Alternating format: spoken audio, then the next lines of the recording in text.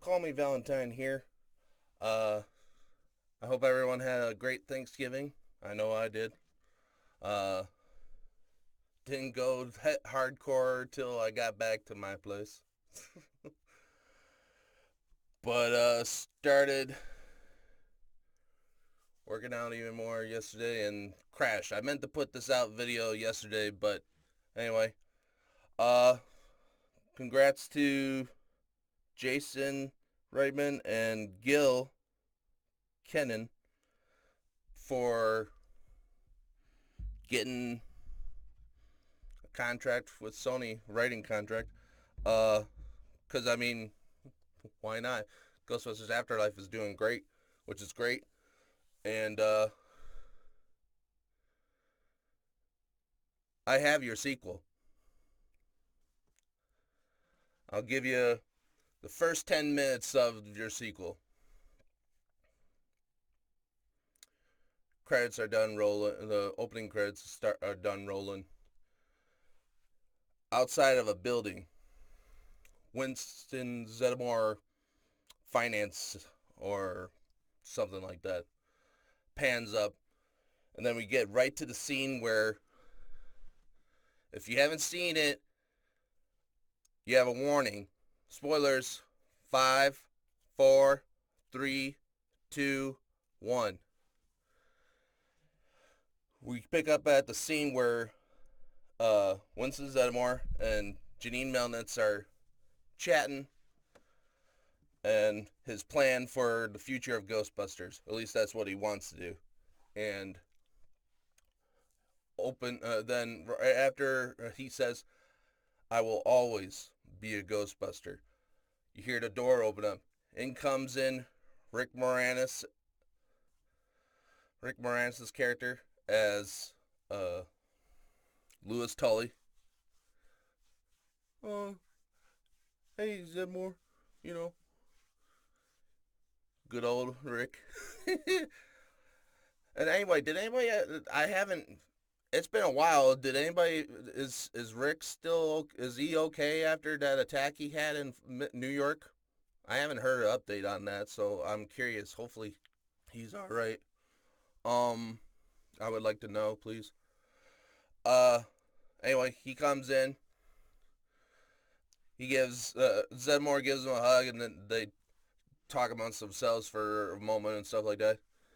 He hands him a folder with, like, the paperwork. The paperwork that he's holding in the even later scene after it's happening as he's talking. He's always be a Ghostbuster.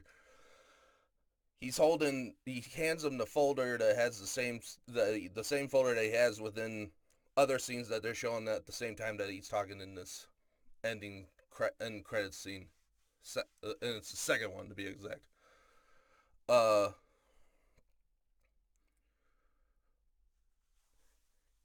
he opens it up and he finds out that none of them have the rights to the franchise. Egon actually took even the rights because he didn't know. He didn't think they were going to come back.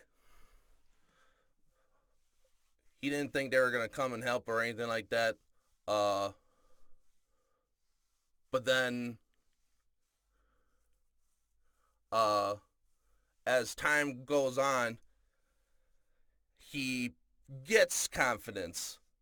Now, why does he get confidence that they're going to come back? Well, I mean, Egon meets miss character a certain character, my character in fact, and they'll have to be back, like, memory scenes for that, and obviously not too long. But anyway, uh Rick Moranis' Lewis Tully character tells Winston that the certain character that actually holds the rights, my character, uh to come meet him at the firehouse. And obviously after he's shocked at all that, and then after Winston's shocked that Egon did that, but he kind of gets it. Um, and Lewis tells him that he's gonna meet him at the firehouse. So then we get to the scene where the Ecto's pulling in and stuff like that. And then we get back to the scene where the containment unit is. And you hear, and then this time though, you hear a voice.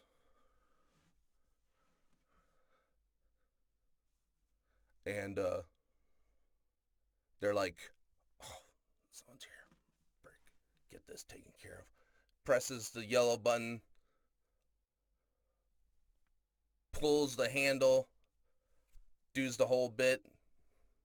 Light is green, trap is clean. Winston's like, hello? Anybody there? And I hope I don't upset Ernie. That was a bad impression, obviously, because you have an awesome voice. Anyway, he starts walking towards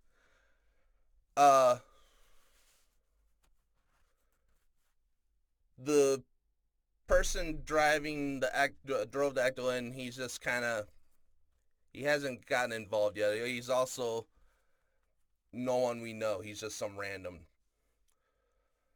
Uh, Cop walks in through the entryway. It's like, you Winston Zeddemore? Yes, I am. And haven't really figured out, but basically, cop starts saying something that Winston Zeddemore is not comfortable with. He draws his gun, tries to shoot Winston Zeddemore, but then all of a sudden, out of the officer's hand, and then a thing of ectoplasm hits him in the face, and then he falls to the ground. Winston hits the ground, and he's up against the Ecto 1. He's panting and like, holy crap, what just happened? And he looks this way, and he goes as white as he can. He's like, holy shit, how are you here? And then steps in the frame. You just see like a little bit of the leg, and you see the revolver, and then you got a shot. Pan down, the shot changes, and you have Winston against the Ecto. You see the logo, and you just see from waist down my character, and you see the revolver cock again, and then it goes black, and then it cuts to like 2 weeks later.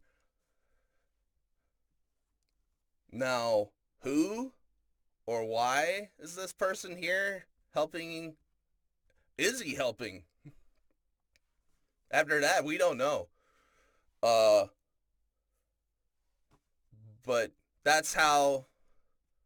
And then, of course, then we go back to Oklahoma, see how the Spangler family is doing after the events, and also the whole at Winston Zeddemore talking and all that. That's like 2 months down the line. That's like 2 months after the event. So no, I take that back. It's not 2 months. It's 3 months. It's in October. We're in October now, and obviously, Ernie is giving them a little cash to spritz up the farm or whatnot. But there's a scene in my dream where that farm won't be around for much longer, and we could talk about that later if you're interested. So anyway, Trevor Valentine out.